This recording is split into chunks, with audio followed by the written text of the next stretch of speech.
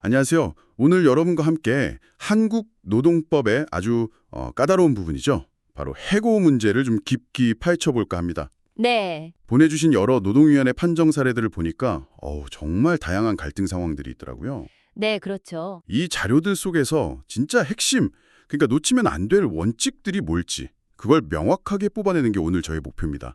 자, 준비되셨나요? 한번 제대로 탐구해보죠. 네, 보내주신 사례들 살펴보니까 해고의 정당성 문제부터 시작해서요, 절차는 제대로 지켰는지, 또 근로기준법상 근로자로 인정받을 수 있는지까지 정말 현실적인 쟁점들이 가득합니다. 맞아요. 단순히 법조항 나열이 아니고요, 이 실제 사례들을 통해서 그 복잡한 규정들이 현장에서 어떻게 숨쉬고 있는지 그 의미를 같이 파악해 보겠습니다. 자료들을 쭉 훑어보면서 제 눈에 가장 먼저 그리고 아주 강하게 들어온 건 바로 서면 통지 문제였어요. 아, 네. 이건 뭐랄까 거의 절대 규칙? 그런 느낌이던데요. 다른 모든 걸 따지기 전에 여기서 딱 걸리면 그냥 끝나는 느낌이랄까요? 정확히 보셨습니다. 그 근로기준법 제27조 여기서는 해고 사유랑 해고 시기를 반드시 서면으로 통지해야만 효력이 있다. 이렇게 딱 못 받고 있거든요. 왜 이렇게까지 강조하는 걸까요? 마치 중요한 계약서에 도장 찍듯이요. 해고라는 중대한 사안의 존재 여부, 또 이유, 시점 이걸 명확히 해서 나중에 뭐 딴소리 나올 여지를 없애고요. 그리고 근로자에게는 내가 이런 이유로 언제 해고되는구나. 이걸 딱 인지하고 대응할 시간을 주기 위해서입니다. 근데 흥미로운 건 이 절차를 어기면 해고 사유가 뭐 얼마나 정당한지 이론은 아예 따져보지도 않고 그냥 부당해고가 될 수 있다는 거잖아요. 네, 그렇습니다. 이건 정말 강력한데요? 네, 일종의 절차적 필터라고 생각하시면 좀 쉬울까요? 이 필터를 통과 못하면 내용물이 뭐 아무리 좋아도 소용없는 거죠. 하하, 그렇군요. 실제로 보내주신 사례 중에 카카오톡 메시지로 해고 통보한 경우 있었죠? 네, 있었어요. 사례 3번. 네, 그 메시지에 해고 사유가 얼마나 자세히 적혔든 법이 요구하는 서면 요건, 이걸 충족 못했기 때문에 그냥 절차 위반, 부당해고 판정을 받았습니다. 카톡 메시지. 편리하긴 한데 네, 편리하죠. 하지만 법적 효력을 갖춘 서면 통지는 아니라는 거 아주 명확한 선례입니다. 그러니까 내용보다도 형식이 일단 절대적으로 중요하다는 거군요. 맞습니다. 또 다른 사례, 그 사례 4의 3번이었나요?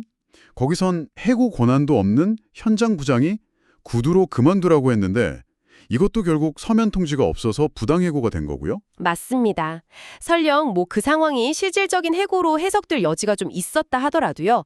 회사가 정식으로 해고 사유와 해고 시기를 명시한 서면 통지서 이걸 교부하지 않았기 때문에 절차상 하자가 명백했던 거죠. 라디오 작가 사례나 구두 제작 근로자 사례에서도 이 서면 통지 누락이 아주 결정적이었네요. 네, 그 사례들, 사례 4, 중앙 2018부의 87에서도 마찬가지였습니다.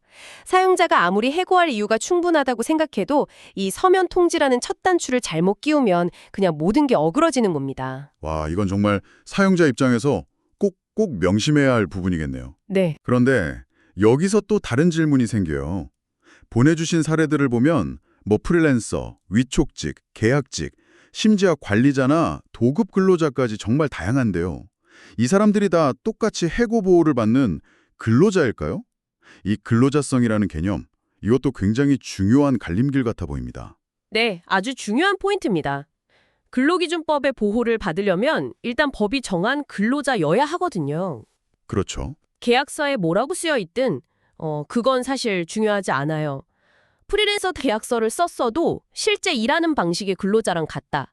그럼 근로자로 인정받을 수 있고요. 반대로 정규직 명함을 가졌어도 실질이 다르면 인정 못 받을 수도 있습니다. 그럼 그 실질이라는 건 도대체 뭘 보고 판단하는 건가요? 뭐 딱 떨어지는 기준 같은 게 있나요? 딱 떨어지는 하나의 기준이라기보다는 여러 요소를 종합적으로 보는데요. 가장 핵심은 사용자의 상당한 지휘 감독 아래에서 일했는가, 즉 사용 종속성입니다. 사용 종속성. 네, 이게 무슨 말이냐면 내 마음대로 일하는 게 아니라 회사가 정해준 방식, 시간, 장소에 좀 얽매여서 일을 했는지 이걸 본다는 거죠. 아하.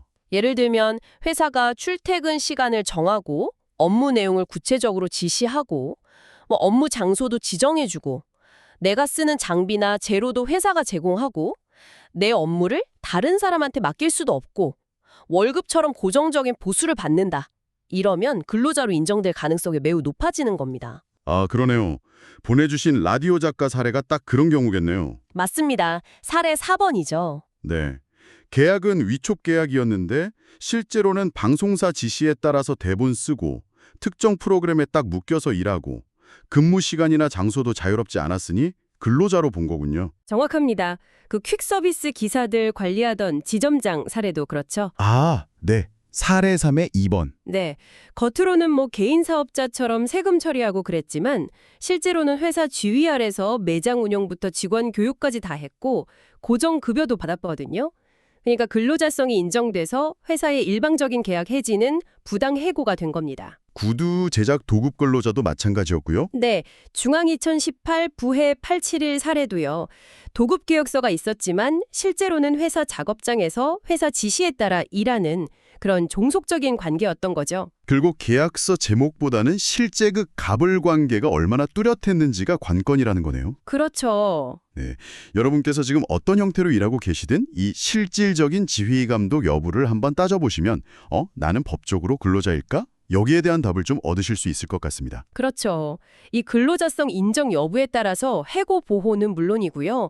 뭐 최저임금, 퇴직금, 연차휴가 같은 기본적인 권리 보장 범위가 달라지니까 정말 중요한 문제입니다. 네, 최근 늘어나는 플랫폼 노동이나 특수고용직 문제와도 이게 직결되는 계속해서 좀 논의가 필요한 부분이기도 하고요. 자, 그럼 이제 두 가지 관문을 통과했다고 한번 가정해 봅시다. 서면 통지라는 절차, 이것도 완벽하게 지켰고 법적으로 근로자로 인정도 받았습니다. 네. 그럼 이제 사용자는 안심하고 해고할 수 있을까요? 아닐 것 같은데요. 정당한 이유라는 또 하나의 큰 산이 남아있는 것 같습니다. 이게 참 약간 애매하게 들리는데 도대체 뭐가 정당한 이유일까요? 맞습니다. 근로기준법 제23조 제1항은 정당한 이유 없이 해고하지 못한다 이렇게 규정하는데요. 이 정당한 이유라는 게 인정받기가 생각보다 훨씬 까다롭습니다. 그래요? 네. 크게 보면 두 가지 경우인데요. 하나는 근로자 본인에게 명백한 잘못이 있는 경우. 예를 들어 뭐 심각한 비위 행위를 저질렀거나 업무 능력이 객관적으로 현저히 부족해서 도저히 같이 일할 수 없는 수준일 때. 다른 하나는 회사가 너무 어려워서 어쩔 수 없이 인원을 줄여야 하는 경영상 이유에 의한 해고. 흔히 말하는 정리해고죠. 어느 쪽이든 사회통념상 고용관계를 계속할 수 없을 정도? 굉장히 높은 기준을 요구하는군요. 네. 그냥 마음에 안 들어서 혹은 좀 못하는 것 같아서 이 정도로는 어림도 없다는 거네요? 그렇습니다. 그 정도를 사용자가 객관적인 증거로 입증해야 하는 거죠. 보내주신 수습기간 중 해고 사례들을 보면 이게 얼마나 엄격한지 알 수 있습니다. 네, 사례 3에 1번하고 3번이 있었죠. 네, 한 사례에서는 회사가 두 차례 평가를 거쳐서 업무 역량이 부족하다. 이러면서 본채용을 거두했는데요.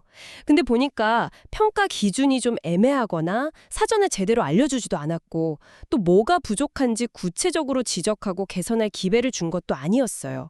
그래서 정당한 이유가 없다. 이렇게 봤습니다. 아, 단순히 평가 점수가 낮다. 이 결과만으로는 안 된다는 거군요. 네, 안 된다는 거죠. 다른 수습해고 사례도 비슷했죠. 평가도 공정하지 않고 사회통념상 해고할 정도의 잘못은 아니다. 이렇게 판단했고요. 맞습니다. 회사차를 무단으로 사용한 사례는 서면 통지 문제도 있었지만 설령 절차를 지켰다고 해도 해고라는 그 극단적인 징계가 과연 적절했는지, 즉 징계 양정의 문제, 이것도 따져볼 수 있겠네요. 네, 맞아요. 징계 해고의 경우에는 그 비위 행위의 매형과 해고라는 처분 사이의 어떤 균형, 이게 맞아야 합니다. 정당한 이유를 판단할 때 중요한 질문은 이거예요. 이 사람을 해고하는 것 말고는 정말 다른 방법이 없었는가? 최후의 수단이었나? 네, 한국 법원은 해고가 근로자의 생계에 미치는 영향을 매우 심각하게 보거든요. 그래서 사용자가 해고를 피하기 위해 얼마나 노력했는지, 예를 들어 뭐 경고나 감봉 같은 가벼운 징계, 교육 기회 제공, 다른 부서로의 배치 전환 같은 거요. 이런 걸 충분히 고려하고 실행했는지를 아주 엄격하게 따집니다. 경영상 이외에 한 해고는 뭐 더 말할 것도 없이 훨씬 까다롭겠고요. 그럼요. 훨씬 까다롭죠. 와, 듣고 보니 사용자 입장에서는 진짜 해고 카드를 꺼내기가 정말 쉽지 않겠네요. 네. 단순히 감정적으로 결정할 문제가 아니라 차곡차곡 객관적인 증거를 쌓고 모든 대안을 소진했다는 것을 증명해야만 겨우 그 정당한 이유의 문턱을 넘을 수 있다? 이런 거군요. 그렇죠. 사회 통념상 고용관계를 계속할 수 없을 정도 이 문구의 무게가 상당합니다. 근데 상황이 더 꼬이는 경우도 있는 것 같아요. 해고 사유가 정당한지를 따지기 전에 아니 이게 과연 해고인가? 이거 자체를 다투는 경우 말입니다. 아, 네. 회사는 당신이 스스로 나간 거잖아. 이러고 근로자는 아니 당신들이 나가라고 해서 나간 거지. 이렇게 맞서는 상황. 보내주신 자료에도 이런 사례들이 있었는데 이건 어떻게 봐야 할까요? 네, 해고의 존재 여부 자체가 쟁점이 되는 경우도 상당히 많습니다. 이게 또 흥미로운 게 꼭 당신 해고야 이런 명시적인 말이 없었더라도 해고로 인정될 수 있다는 점이에요. 정말요? 네, 예를 들어 아까 그 권한 없는 현장 부장이 그만두라고 한 사례 기억나시죠? 네. 사례 4의 3번. 네. 회사 측은 부장은 해고 권한 없으니까 무효다 이렇게 주장했지만 법원은 좀 다르게 봤어요. 진짜 권한을 가진 현장 소장이 그 사실을 알면서도 가만히 내버려 뒀다면 그건 부장의 행위를 암묵적으로 승인한 거다. 즉 묵시적 추인으로 봐서 해고로 인정할 수 있다고 본 겁니다. 와, 침묵도 때로는 동의가 될 수 있다. 그렇죠. 이건 정말 예상 밖인데요. 또 다른 사례는 더 극적이었어요. 사직을 권고했는데 거부하니까 전혀 상관없는 공장 라인으로 보내겠다. 이렇게 압박한 경우요. 아, 네. 사례 4의 2번. 이건 거의 괴롭힘 수준인데요. 네, 쇼호스트에게 공장 생산직 발령을 내겠다고 한 사건이었죠.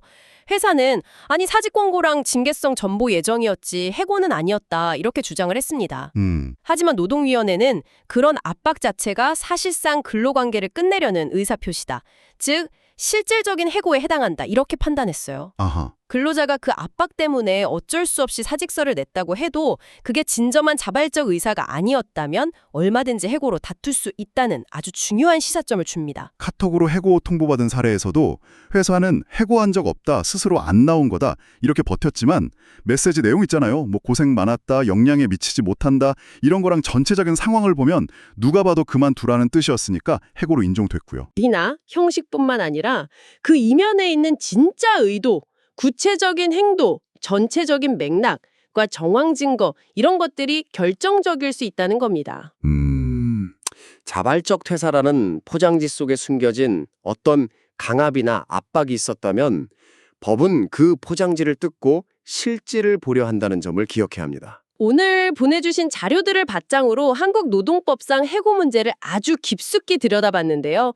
여러 사례들을 짚어보니 몇 가지 절대 놓쳐서는 안 될 핵심들이 딱 보이네요. 네, 첫째, 절차. 어떤 이유든 해고할 때는 반드시 해고 사유와 해고 시기를 명시한 서면으로 통지해야 한다. 이건 뭐 타협 불가능한 원칙이라는 것. 네, 절대 원칙이죠. 둘째는 실질. 계약서 이름이 뭐든 간에 실제 일하는 방식이 사용자의 상당한 지휘 감독 아래 있다면 당신은 근로자일 가능성이 높고 법의 보호를 받을 수 있다는 점. 그렇죠. 셋째, 이유. 선량 절차를 지켰고 근로자성이 인정된다 해도 해고에는 사회 통념상 더 이상 고용관계를 유지할 수 없을 정도의 객관적이고 정당한 이유가 필요하다. 그리고 이걸 증명할 책임은 사용자에게 있다는 것. 그 기준이 매우 높다는 것도요. 네, 엄격합니다. 그리고 마지막으로 맥락.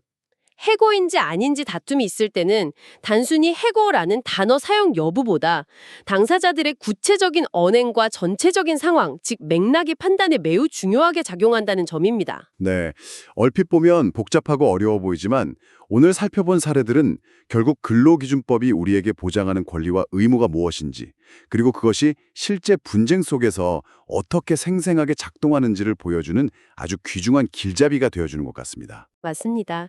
사용자와 근로자 모두 이러한 기본적인 원칙들을 제대로 이해하고 존중하는 문화가 정착될 때 불필요한 갈등을 줄이고 좀 더 건강하고 신뢰받는 일터를 만들어갈 수 있을 겁니다. 자, 오늘 논의를 마치면서 여러분께 마지막으로 질문 하나를 던져볼까 합니다. 네. 오늘 우리가 살펴본 것처럼 이 해고의 정당성 요건이 매우 엄격하고 절차도 까다롭다는 점, 이게 혹시 기업들이 사람을 새로 뽑거나 고용계약을 맺는 방식 자체에 영향을 주고 있진 않을까요?